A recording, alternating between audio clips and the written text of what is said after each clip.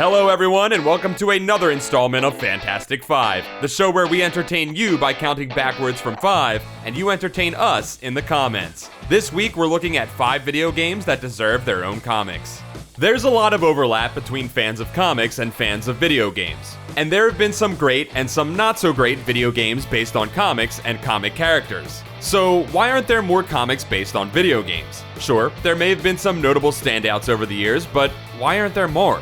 Some of the reasons are boring or dumb, so let's imagine a world where video game companies are willing to let talented creative teams run wild with their properties and make some awesome video game comics. Number 5, No More Heroes. No More Heroes is a 2007 Wii game that stars anime and pro wrestling geek Travis Touchdown. You control Travis as he wields the amazing beam katana, which is definitely not a lightsaber, through the streets of San Destroy, California, as he climbs the ranks of the United Assassin Association.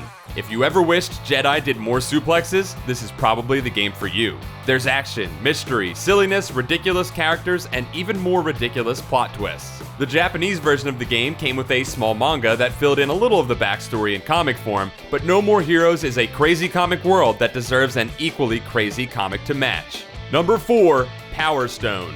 Take the globe-trotting fun of Capcom fighting games, add a colorful, incredibly designed cast, throw it in a 3D arena, set it in the past of an alternate Earth, and you've got Power Stone. Still not sold on the game being amazing? Did I mention the part where all the characters can turn into over-the-top super versions of themselves?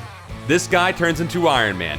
This guy goes Super Saiyan. This guy turns into the Thing. It's awesome. There was a short-lived anime that got into the fighters' backstories and their quest to gather all of the Power Stones, but there were still so many adventures to be had in this world, and a comic series would be the perfect place to explore them all. Number 3, Psychonauts. Hey, do you like summer camp? How about adventures? What about the secrets of the mind?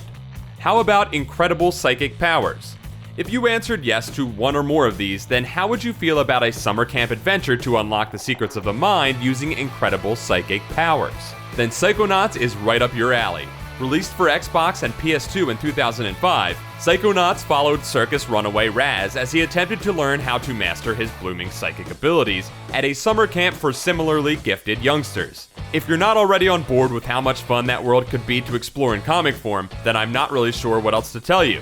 And with work on a sequel underway, there's no time like the present to expand the story to comics.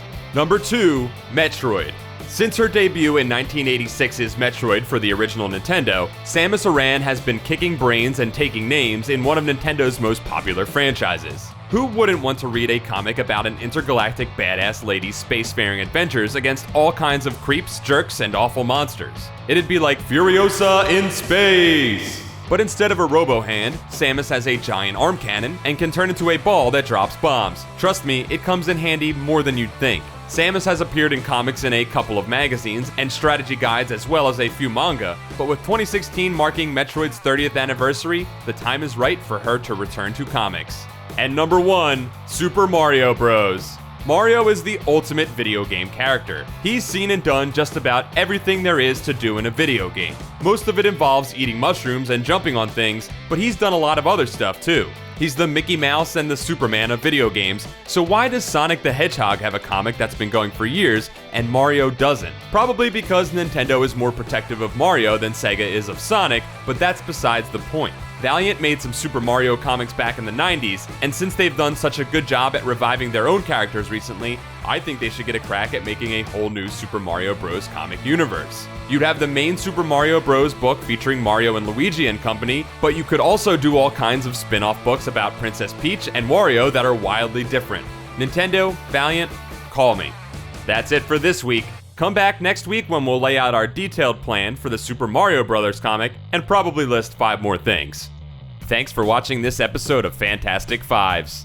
Don't forget to like this video, subscribe to Comics Alliance for more comic facts, and check out comicsalliance.com for more comic awesomeness.